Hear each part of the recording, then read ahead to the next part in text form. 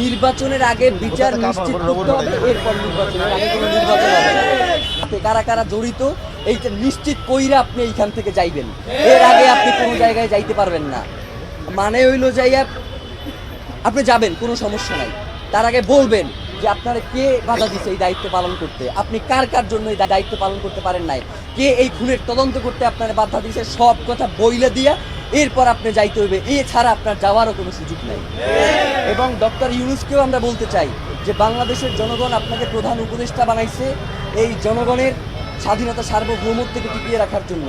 জানাজার মাঠে আপনি বলেছেন যে আপনি শরীফ ওসমান হাদিকে ধারণ করেন, কিন্তু একবারের জন্য আপনি জানাজার ময়দানে বলেন নাই যে খুনের বিচারের ব্যাপারে আপনি কি করবেন। মানে এই যে এত বড় একটা হত্যাকাণ্ড হইল, এর বিচারের জন্য আপনি কি কি পদক্ষেপ নেবেন সেইটা আপনার মুখ থেকে আমরা শুনতে পারি নাই। মানে আপনার যে অসহায়ত্ব সেইটা আমরা দেখতে পাইছি, আপনি শুধু কিসের কারণে অসহায় সেইটা আমরা জানতে চাই।